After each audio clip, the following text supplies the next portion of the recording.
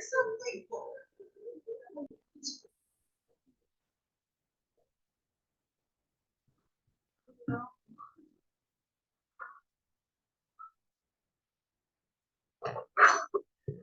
the mic is here. Mic is here. It is turned on. Yes. Just double check that the screen is going up and down. Yes. Alrighty. So hello, welcome today to our CLE.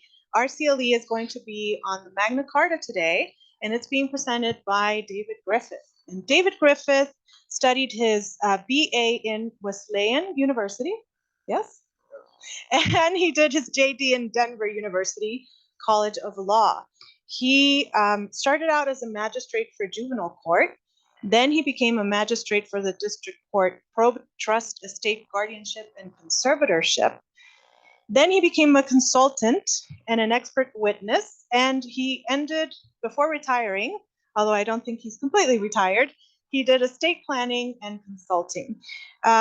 Professional responsibilities, where I know him from, is the Medical Legal Ethics Club, which we very much enjoy, and we have two people here from the Medical Legal Ethics Club joining us today. We're very thankful to have you. He has been the CLE Colorado Incorporated President Board of Directors. He has been a delegate for the Colorado Bar Association. He has been a fellow of the Colorado Bar Foundation, and he was on the board of advisory of the Denver University Law Alumni. He has also been awarded an outstanding guardian ad litem.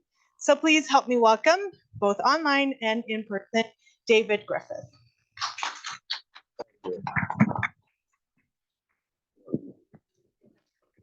Sorry. That's all right. Okay. Thank you very much, Laura. That's a wonderful introduction from a very distinguished lawyer. And I might add, we have two august gentlemen here. Jay Maloney, the former head of a major medical foundation, and Dr. Jeff Waddell, thoracic surgeon, and my dear wife, Sheila Griffith, who has her own master's degree and in fact is the brains of our particular outfit. I'm delighted to be here. I will go right to the course description and address what Laura thought I should be discussing, and I'll do that right up front and get that out of the way. First, it is, what is the Magna Carta? Magna Carta is a document that was produced in the first instance in 1215. It was produced by the barons, who were the nobility of England at that time, and they were unhappy with King John I, who had inherited the crown through his father, Henry II. John I had already lost huge provinces in France, including Normandy and Anjou, which were a lot of source of his revenue. And afterwards, he was at war with other countries, and he wanted the barons of England to pay the bill, pay the taxes to pay for his wars. And they didn't want to do it. But they said, if we are going to do it, or any of what you want, then you're going to have to sign this document. And that document was Magna Carta. Magna Carta did quite a lot for the liberties of English barons, nobles, cardinals, archbishops, bishops, and priests, and the ordinary people of England. That's what it is. And it was a charter signed by King John at the request of the nobility in 1215. What are the origins of individual rights in English law? Laura includes in my outline. The origins of individual rights in English law were incorporated in the codes of England, and before that in the codes of the Saxons and the Angles and the Celtic people as they wanted. The individual rights of the people of the Celtic tribes of Southwest England were governed by King Howell the Good, he was called, and he certified the rights of English individuals. And so it was with the Saxons, and so it was with the Scottish. However, none of that was written down and codified and guaranteed by the monarch until, at the very earliest, Edward the Confessor, which would have been 1066, and in no event with the clarity and certainty that came with Magna Carta in 1215. So this is a very big deal. The rights of the English people had arisen from time immemorial and were decided by the kings and queen and the tribal chieftains as time went by. But here, for the first time, it's consistent in one document and it's signed by the king. It's a very big deal, believe me. How do we apply those rights? Well, you know, if someone violates the rules that are set down for your rights, what do? You go to court. And here's the interesting thing that a lot of people don't know, and I'm happy to bring it out today. The courts in England before Magna Carta were in full tilt. There had been very active courts determining individual and sovereign rights and the rights of the nobility against each other ever since the time of Edward the Confessor, and especially with Henry II. Henry II was the king in 1189, and he employed his justiciar, his chief justice, Glanville, to write down the laws governing the people of England for purposes of proceedings in court. Now, at that time, there were court proceedings with proof required. Proof at that time was a little different. Because if you wanted to prove that you were in the right and your opponent was in the wrong, over, let's say, a contest over property, you had a choice. Prior to 1189, there was only one thing you could do. You had to endure trial by combat. And in this instance, it was combat to the death. So that if you and your neighbor quarreled over a boundary line and you got serious enough about it, you would have to go to law, which meant go in for a battle one-on-one. Now, that was the case. The Normans introduced that in 1066 with William the Conqueror, and the English people hated it. They did not have trial by combat before 1066.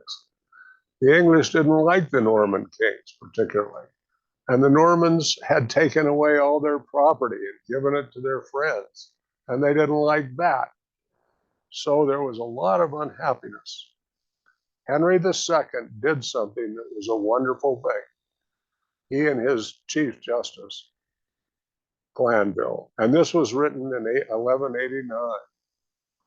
If anyone is interested, please let me know and I'll send you the references that you can find these wonderful things.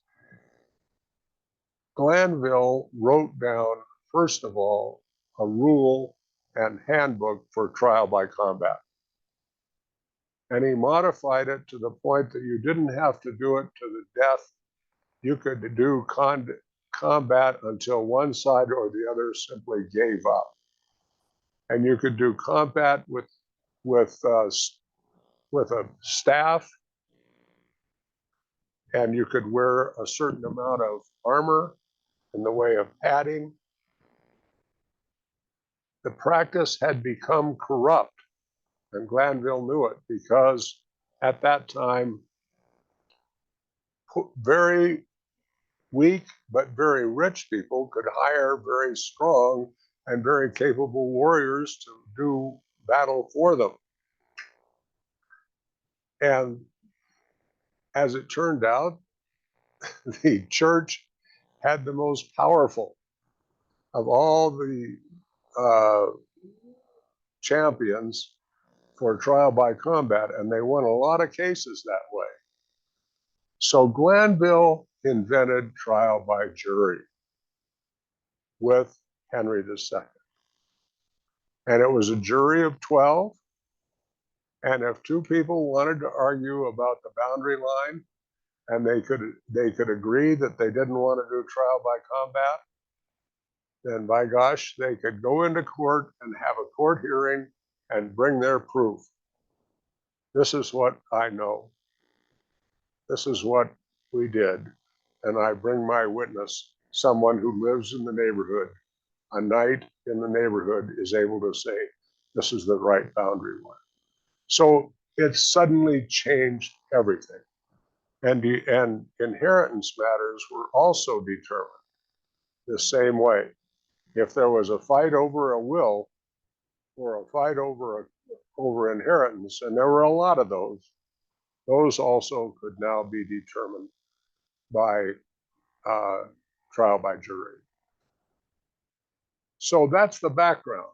Now, what Magna Carta does is something really revolutionary, because it says this in I'm now looking at Magna Carta, and I suggest if you can get I think we did provide copies of Magna Carta for you. If you look at it and you go to section 29, here's what it says.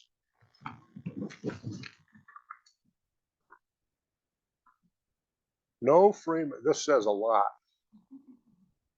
No free man is to be taken or imprisoned or his property taken or his liberties outlawed or exiled or in any way ruined.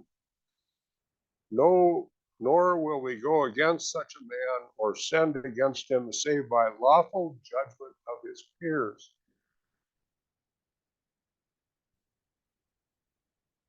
To no one will we sell or deny or delay right or justice. So their English lawyers found the writ of habeas corpus is considered to be part of that, and criminal cases against the peace and dignity of the crown can only be decided with the judgment of his peers. And thanks to Henry II, the clear meaning of that to a lawyer in 1215 would mean a jury.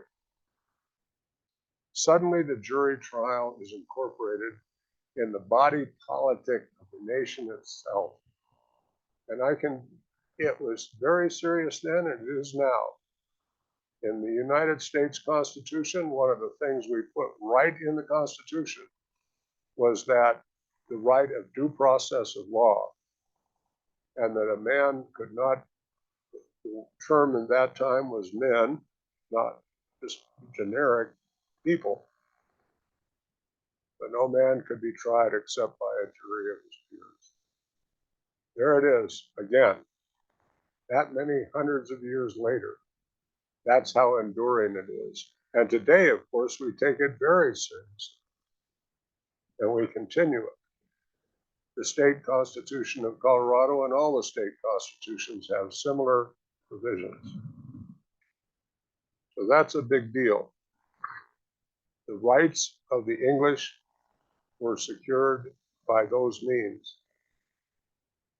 Those are rights of the individual.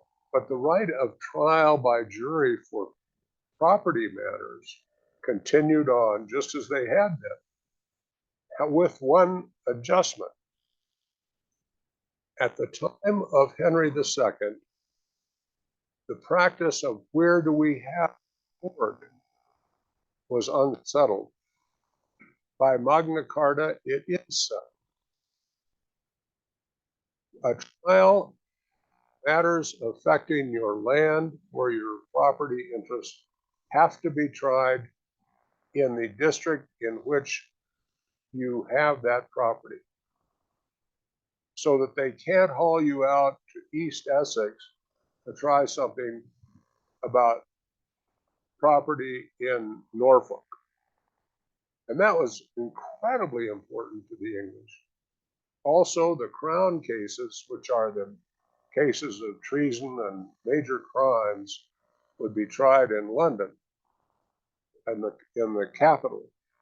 But the trials of individual cases were done locally.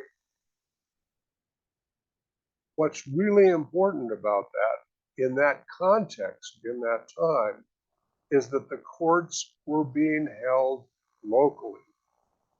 And they were making reports locally. In other words, they were keeping written records of what happened in their courts at the time of Glanville, and they continued, and they really got underway with Magna Carta. So that now, today, I bring with me a little handbook here by actually a legal genius by the name of Brand. This Professor Paul Brand, who I did meet as a member of the Selden Society. He's a fellow of All Souls College in Oxford. He spent his entire professional career studying the early English cases. And he has put together a case book of the cases decided, including Magna Carta, from the year 1215 until 1307. And he summarizes it here in this little book. So I can read little bits and pieces of those case reports, but he also has a larger volume that actually has the entire case reports. And because I went half crazy with legal history, I bought that book. I'm sorry, Sheila, that I wasted our money on something like that, but I did. And it's incredibly fascinating to read those early reports and to see how they actually determined cases, because it wasn't all that different from what we do now. They'd state the issue, they'd state the law that was applicable, and they would state the judgment of whoever was presiding over the court, and that would usually be a member of the nobility sent out by the king to try the cases in these local courts. Or, in some cases, the nobility of the neighborhood would try their own cases, and they had their own reports, their own local reports. So reports. And besides that, there was Domesday.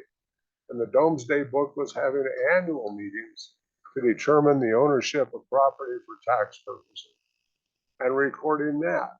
So you've got the recordings in the Domesday book, and you've got the court reports, and the English are reporting everything. Now that cannot be underestimated. One of the things Sheila pointed out to me in her notes on this talk some weeks ago was that the repetition of those reports over and over and over began to have meaning of their own to the English. And indeed, that's what happened.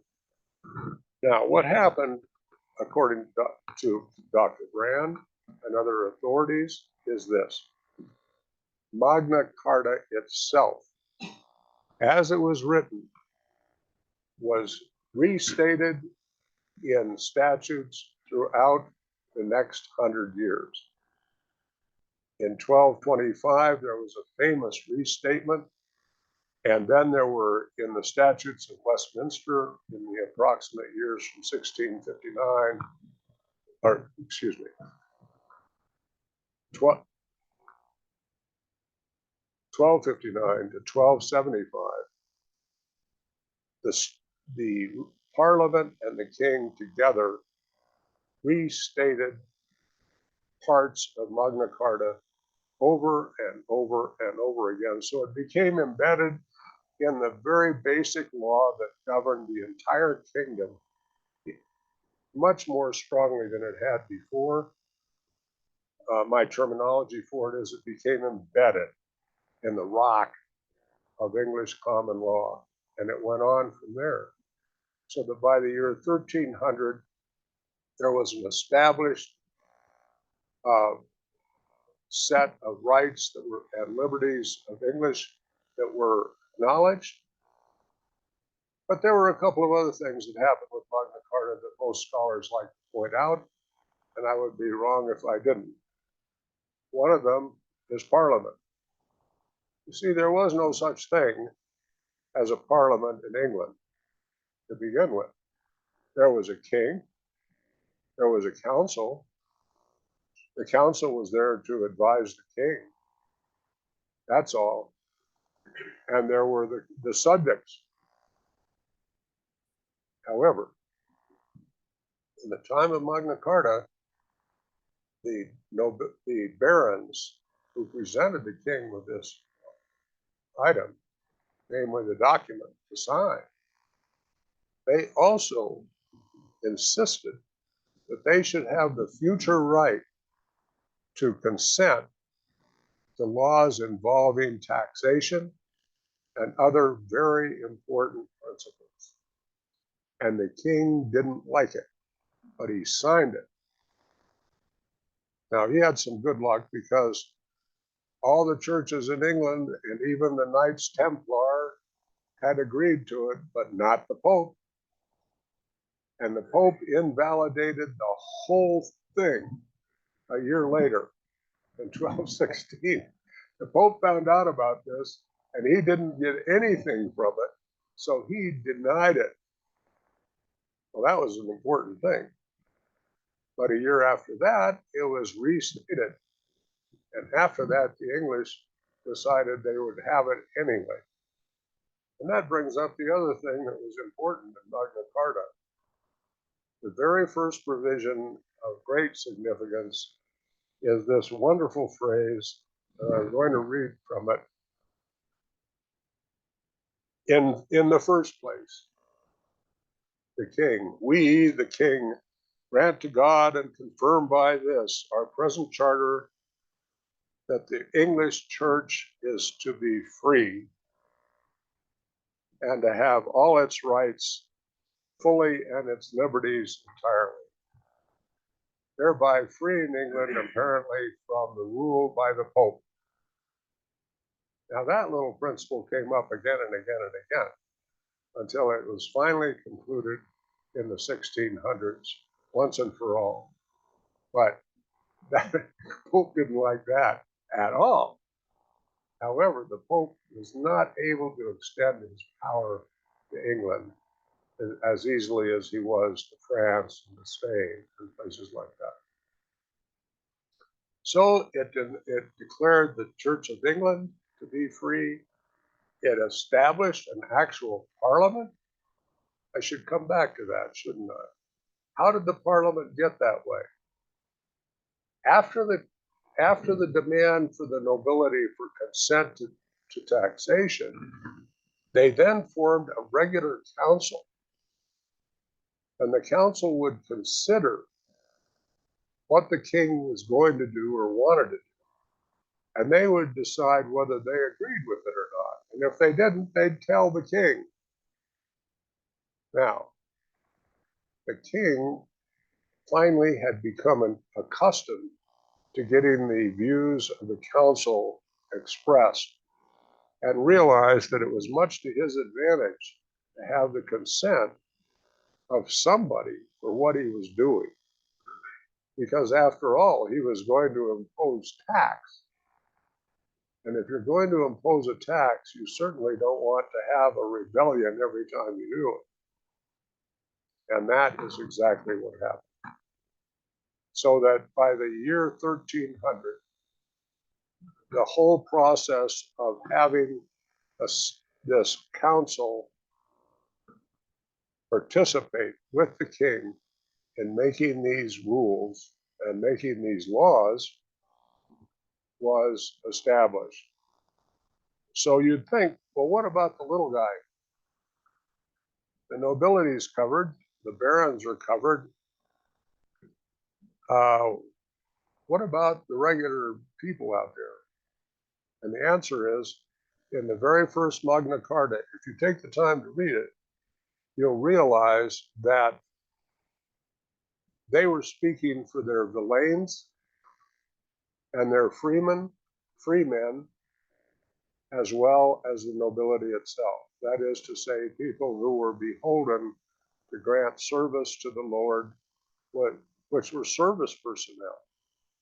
Tenant farmers were also included in the liberties and rights that were granted in many cases. That is not to say that there was freedom all the way around for everybody living in England. There wasn't. But you can see the basics established here for everyone from the bottom of the scale to the top, and the insistence on those rights and the non-interference by the church. But that was really important because the church had so much power in every country in Western Europe. The church in Rome was really something, and it was a coercive, powerful entity. And the English church had a kind of easygoing approach to the people of their own region compared to the Catholic Church. Not completely, not by any means, but considerable. And then, of course, we have these Scottish people up north. Talk about independent, and what became the Welsh and the Cornish peoples in the southwest, and the Irish, these Celtic people. They were completely ungoverned by these rules. They were managed by their own kings and their own laws within their own borders. And they were constantly in close discussion with the English on everything. The English knew what was going on, and they knew what was going on in England. These were not closed off entities here. Just in the same way that the English knew what was going on in France, paid very close attention, and in Germany and elsewhere, and in Rome. And they went back and forth. So they were all keeping in touch with each other all the time. And England was looking pretty good to a lot of people because of the advantages they had living there. One of them being the government. The government was really good compared to other places. So that is how it all started. That is what Magna Carta meant to begin with, and that's what started, and that was the beginning of what you might say the first age of Magna Carta was, if you take the time to extend it back to the ancient, good old English law and customs of 1066 and before. If you start there and come forward to 1300, that's the first age. The second age of Magna Carta begins then, in 1600, when the rules of Magna Carta, as established, together with the rules of Henry II, are becoming embedded in the common law day to day in all the localities and go on an ongoing basis, so that it becomes just part of what our expectation is. As a citizen of England in 1350, for instance, I'm expecting to have these rights. What's more, I'm expecting to have a monarch who is listening to the council. And even though I am not a nobility, not a member of the nobility, I can reach the guy that's in charge of my little piece of ground here, and I can tell him what's on my mind. And I know he can take it to the king and get something done with it. So here's a high point, a test point. Richard II in the late 1300s defeats my expectations and yours. Richard II is a king who doesn't give a darn about Magna Carta, could care less about the nobility, let alone the poor people that depend on the nobility for their privileges. Oh, Richard II believed that he was above the law and custom of England. And even though the law and custom of England had been established, what happened to Richard II is instructive.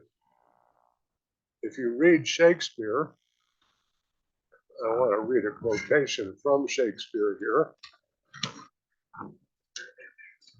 He found it interesting enough.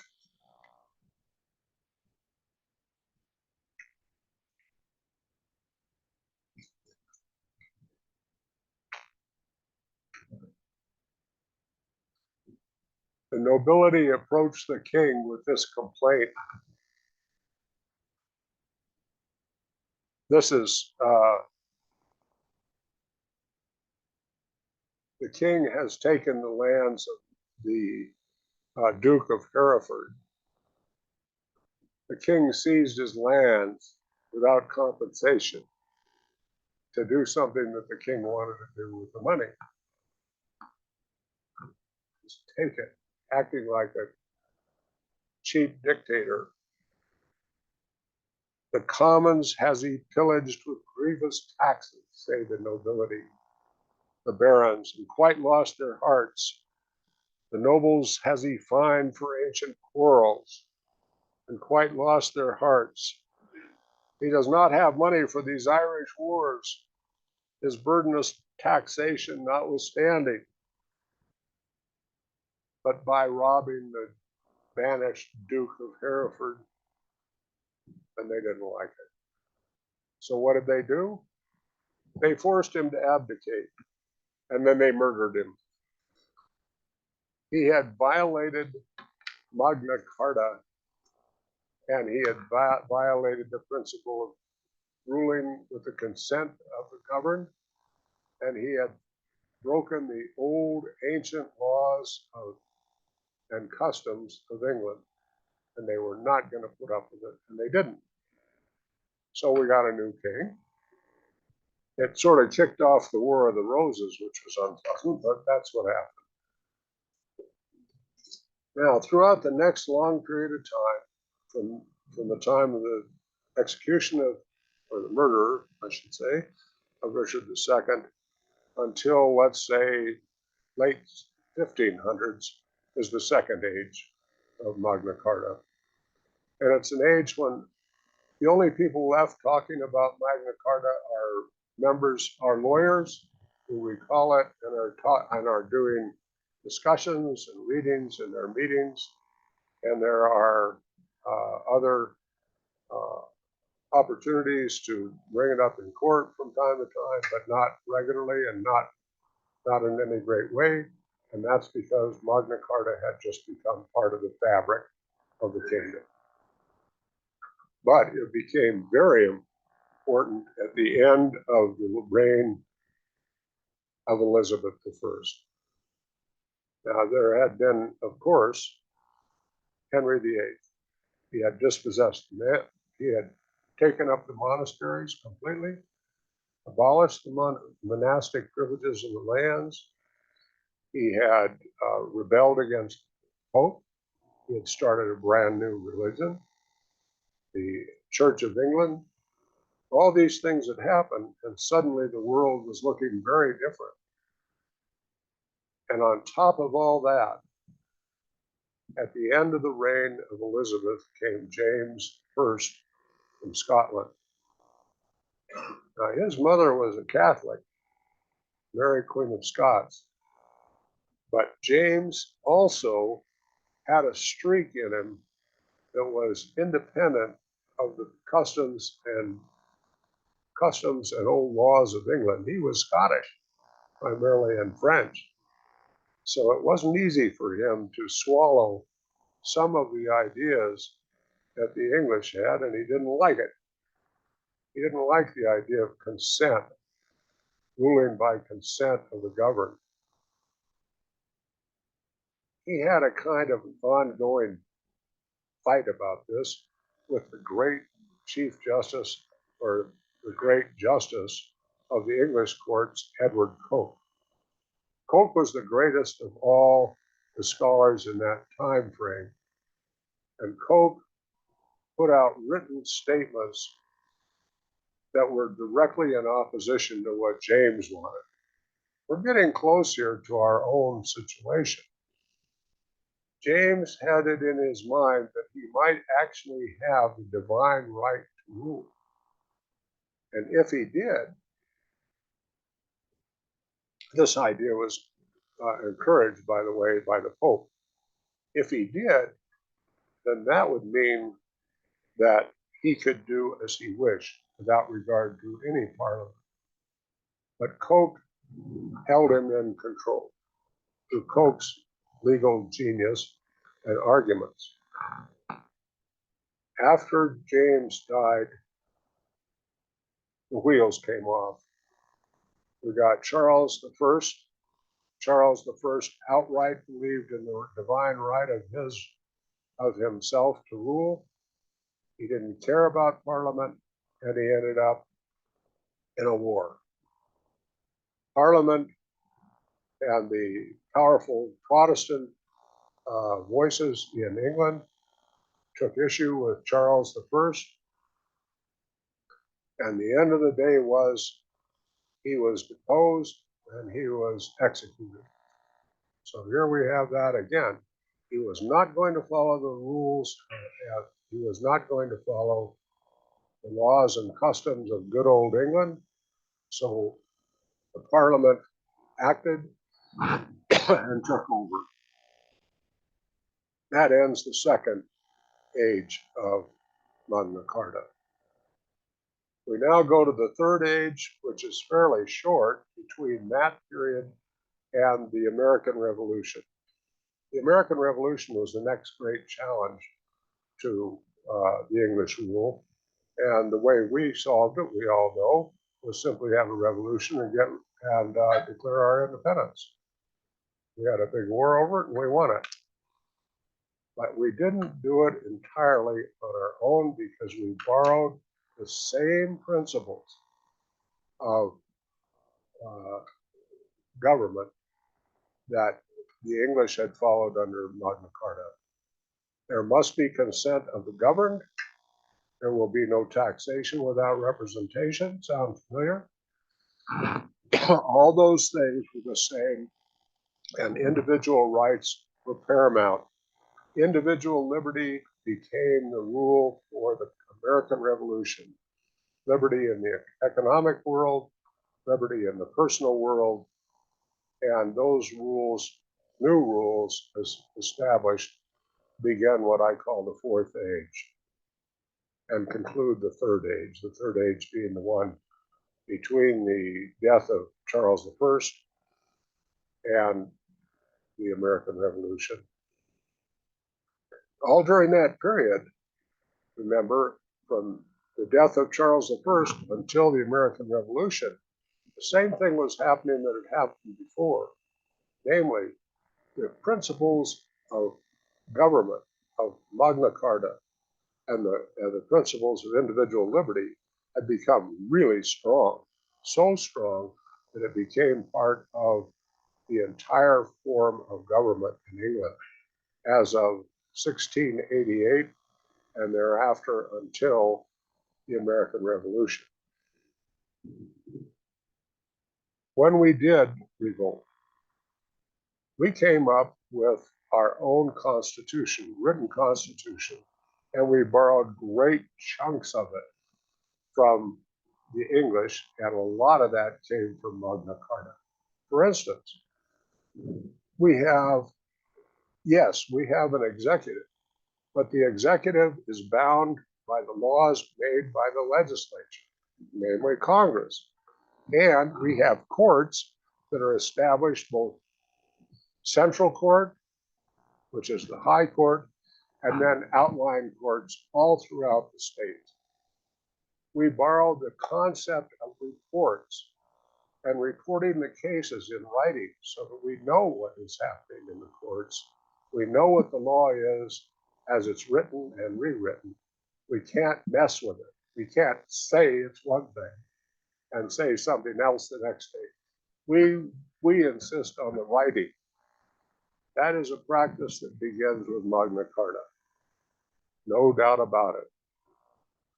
And so we are borrowing great amounts of the English experience in establishing our own.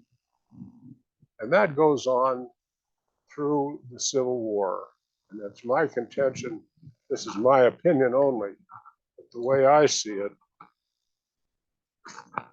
I wrote this down because I don't want to misstate it.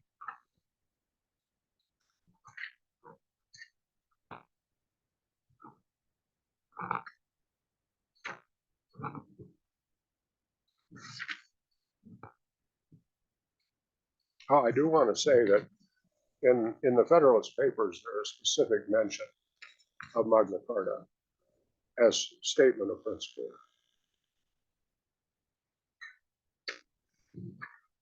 I believe, this is my opinion, Lincoln and the abolitionists particularly, who were against slavery, and therefore I contend the Republican Party in power under Lincoln could not allow liberty proclaimed for all men in the Declaration of Independence to stand in a state that allowed slavery. I don't think they could bear it. And I think that from what I've read of the abolitionists, that was a prevalent idea that we just cannot have this. How can we have slavery and liberty? How can we deny humanity to a slave just because they're in a status that makes them do our bidding? No, we can't do that. We're not going to do that. And how could you exclude the great number of those in servitude from exercising the rights of citizens when they knew what those rights were and they had the ability to read and write some of them and discuss it with others? To me, Amendments 13 and 14 absolutely support that. We had to get it into the Constitution itself by way of an amendment that these people would have the right to participate. And so we did. And that includes all those rights that have since been put together after years and years and years of case reports and statutes enacted. So finally, where we get to the present time. And in the present time, I think some of your materials have this too, just to demonstrate how Magna Carta continues on. I did make copies, and I have them somewhere here, of case decisions by the Colorado Supreme Court and Court of Appeals that actually cite Magna Carta. Laura, do you have those back there somewhere, Andy? Oh, here we go. 1992, State Farm Mutual versus Earl Broadnax and State Farm Mutual Automobile Insurance Company. March 23rd, 1992. Quote, in evaluating the right of access under the Alabama Constitution, says our judge, Justice Shores has noted that the origin of the right of due process can be traced back to Magna Carta. And the Colorado court endorses it. Then we have in 2005, in reviewing the rights protected by the Sixth Amendment to the federal Constitution, this is People of the State of Colorado versus Rodriguez. It's a case decided in 2005 by the Supreme Court of Colorado en banc. That means the entire court. It says, in reviewing the rights, the right to a speedy and public trial, namely, the United States Supreme Court acknowledged the long history of juries of 12 and their common law origin in England dating back to Magna Carta. The Supreme Court concluded that the right to an impartial jury did not require 12. It found the number 12 to be an historical accident. That's a cheap way out, but it's actually true, because I think that you don't necessarily have to have a jury by 12 for everything. But there is Magna Carta again, acknowledged in a case decision. And finally, there's a case from 2019, Colorado Department of Labor versus Dami Hospitality, a Supreme Court case that says the court has in a number of cases observed that the historical precursor to the Eighth Amendment of the US Constitution, the English Magna Carta, limited the power of government to impose punitive fines by requiring that a penalty not so large as to deprive a person of their livelihood. Magna Carta celebrates 800 years of the rule of law, says the Colorado Supreme Court, over and over and over again. And if there's one major message that I get from Magna Carta, it is this: no one at all is above the law. And the law is established, and it has been established and reestablished and restated over 800 years. And we would be destroying the fabric of our society to ignore it. The written law, just as we have it, that is our foundation. So that's pretty near the end of my talk, I hope. But I am also open to questions and comments.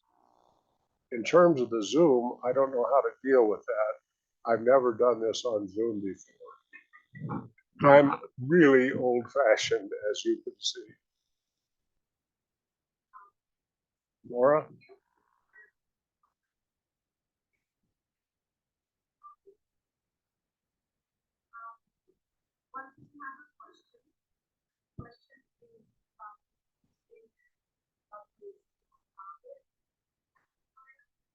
Is still what? So in England, when I taught, there are still some provisions that are still valid in England from the 1900s. Yes. And I do believe it's very similar to what we have here in the US. Yes.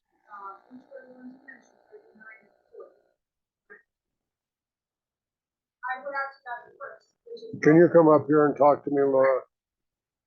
One of the problems of being old, as I am, is that your hearing may begin to leave you by degrees. So go ahead, The Laura. validity of the Magna Carta, there are still provisions that are in effect in England, correct? Yes, of course. Yes, that were from the original document. Yes. Yes, and so they inspired some of the things that are still valid in the US. Yes. Correct? Yes, so That's absolutely it. they were provisions 39 and 40, I believe you stated. Yes. Correct? And then the first one, which is religious liberty. The Church of England shall be free. Yeah. That one. Yeah. So is there anything else that is valid or in effect in the United States from the Magna? Yes, the Eighth Amendment. I mean, you can't take by fine You can't take more than a man has. You have to, there has to be a limit on how much you can charge a person for a fine. That's one specific. There are many others. If you track it down, and I did track it down, that, you know, for this, you have to take that very old language and run it down through centuries of case law, and that's not easy. But one of the things you do find is the widow's rights. The widow had a right to inheritance under Magna Carta. That's the first time I can find any notice of it. And notwithstanding this ridiculous idea that women are the property of their husbands, it somehow came up in the 1800s in this country, but that's, widows had plenty of rights. And if you look at the case law in that time frame, widows or not, women inherited, and they inherited a great deal of property, and they could have cases brought in their names for their ownership starting at that time. And their rights were guaranteed then and now. So there's a lot of mythology about the rights and privileges of women. And a lot of it is just constructed by men who don't want to acknowledge that women have these rights. But that's all it is, it's just mythology. Yes. So it says Freeman. Come up here and ask your question. Her last name is Freeman. Just Huh? her last name is Freeman. Okay. I'll see if I can post it. But it says that the Magna Carta applies to freemen. Freeman. But what does that mean? Okay, a freeman, there's a villein and there's a freeman, and there's a titled nobleman. And these are terms that have status under English law. A freeman is someone who is able to come and go as they please and follow their own lives and own their own property and, in fact, live as ordinary citizens.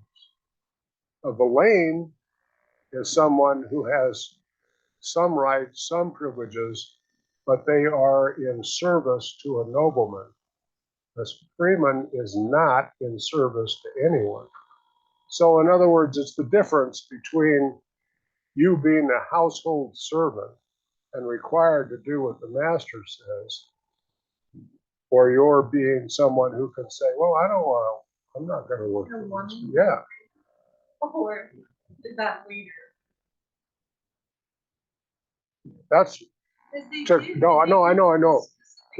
The status of a woman to stand as a freeman, I'm not sure, but I can tell you this, in view of the fact that women had such large ownership of such large amounts of property in their own name, I suspect they enjoyed a status very similar to freemen. That would be one. I'd have to ask Professor Brand about that. So interesting. I didn't expect it to be as progressive as it is. Yes. Well, in many respects, I mean, if you could just read some of those old case reports from the time of Glanville, Glanville even made provision for women. In fact, there were special rules for women in trial by combat. In Germany, I think in Germany,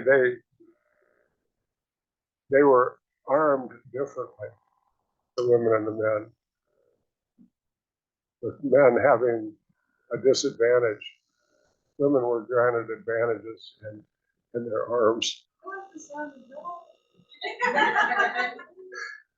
David, both implicitly and explicitly in what you've been talking about is the development of the assumption that the rule of law would govern our lives. Right. It was written down almost not arbitrarily, but it was framed up logically.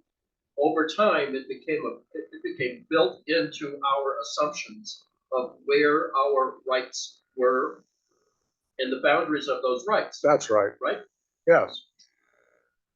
I guess there's two pieces to this. One is then, but there would be a venue, Sussex versus Wessex.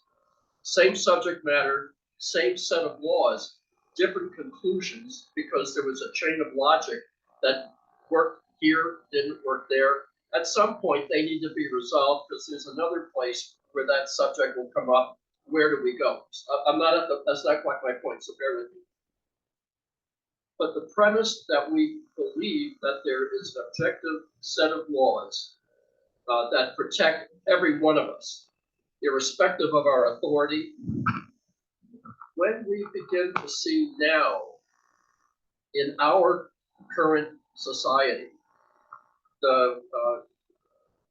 the sense among many people that the validity of that premise is in question because it is now being applied within the political realm as a way to get around political, not to get around, but to use the law. There are probably, 100 billion laws, maybe a few more than that, that we have. When people are selectively finding things aimed at you in a venue where that aiming may be more effective than another venue, the damage to the culture, the shared belief that the law is applicable to all people in all ways becomes questionable. How do we, as a civilization, this is an opinion thing, not matter of fact, I'm asking an opinion. How do we manage that when that begins to erode, when our faith in the premise of the Magna Carta becomes eroded, that the law then can become a weapon rather than a safe zone for all of us? How do we begin to deal with that? Okay. First of all, I'd like to say this. In the time of Magna Carta, the church had the money to buy champions for trial by combat that could beat anybody, which meant that even though it seemed that both parties were on level ground, they were not. One party had the upper hand consistently, which meant that the church also had a great deal of power politically, which they did. So I'm trying to say that there were ways that were found immediately through corruption and dishonesty to get around what were the laws then. Just because I've stated this beautiful, cohesive idea about how wonderful the law is, to have a written law that controls all of us the same, does not mean I close my eyes to the fact that there was corruption from the beginning, just as there is now. And I will have to say, too, that even though, and throughout everything that happened during the time we're talking about, it was the corruption of the king's ministers under Charles I that angered the people as much as Charles himself. He had people working for him as ministers who were literally devastating the lands and interests and were taking advantage of the law to their own selves. This has been happening all along. What I'm saying to you is that human nature being what it is, your last hope is that the Supreme Court will indeed level the playing field between two individuals who have a disagreement, and that they will do so according to written law that was written down earlier, precedent, if at all possible. When our court departs from old precedent, there's an outrage factor that kicks in immediately. And there would be, again, that exact same kind of reaction if there were corruption on such a scale that it had not been corrected by decisions of the court. So here in our system, we depend on the Supreme Court. Now, is it perfect? No. Will it be? No. Will there always be people who will find a way around it? Yes. My question is, do we not, as professional people at least, and I'm speaking to professionals here, the head of a very well recognized foundation, an educator, in my wife's case, with a master's from Oxford, my friend and physician, Dr. Waddell, Laura McKernan, who has a master's in comparative law from Georgetown, for Lord's sake. This is a group, this and the staff of CLE and the Bar Association, we are professional people here. The people of our community depend on us to think these things through and overlook the small and petty corruption that we find everywhere, that we've always found, and to get beyond it. That's our job.